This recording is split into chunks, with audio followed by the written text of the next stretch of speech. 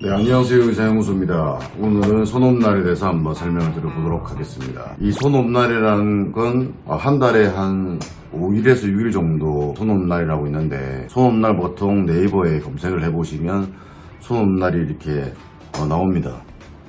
일정한 패턴으로 예를 들어서 1일 2일, 11일 12일, 21일 22일 이런 식으로 정해져 있는 것을 볼 수가 있는데, 이 손이라는 건 귀신 또는 악귀라고 합니다.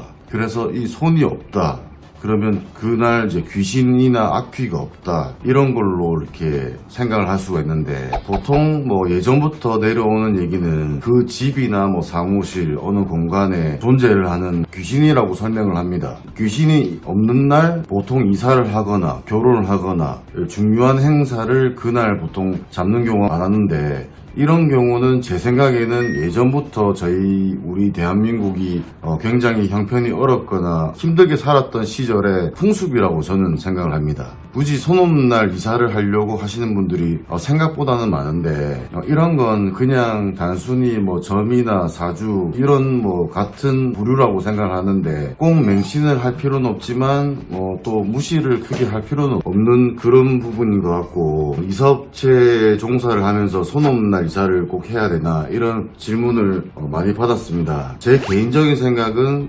손없날 이사를 하게 되면 장점은 그냥 기분상 안심이 된다, 뭐 그 정도일 뿐인 것 같고, 단점은 이사 비용이 조금 더 비쌉니다. 많이 비싼 건 아니지만 보통 10%에서 20%, 많게는 한 30% 이자비가 높아지는 경우가 많고, 이 이유는 생각보다 손없날을 믿으시는 분들이 많기 때문에 이 손없날 수요가 좀 더 많아집니다. 수요가 좀 더 많아지다 보니까 저희가 공급을 할 수 있는 이사업체가 생각보다는 적고, 이렇게 하다 보면 경쟁이 어느 정도 심해지기 때문에 그 손없날 이사 비용이 조금 더 올라갑니다.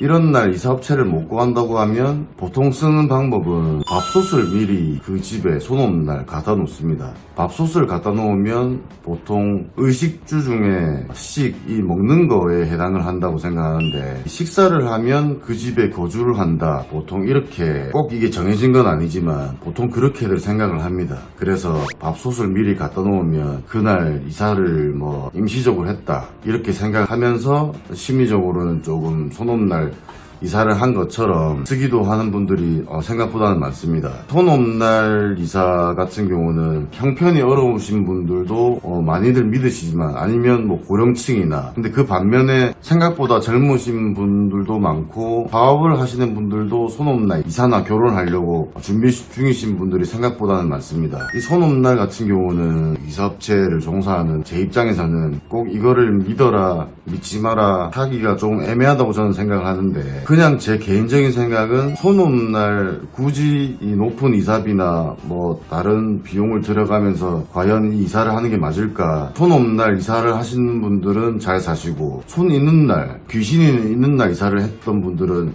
잘 못 사시고, 이런 통계적인 게 필요한데, 오히려 반면에 손 없는 날이나 손 있는 날이나 신경을 안 쓰고 이사를 했던 분들이 더 잘 사시는 분들이 생각보다는 많았다고 저는 생각합니다. 손 없는 날 이사업체를 찾는다고 비싸게 이사 비용을 들이고 스트레스를 받아가면서 이렇게 굳이 신경을 크게 쓸 필요까지는 없지 않겠나, 저는 그렇게 생각을 합니다. 네, 이상입니다.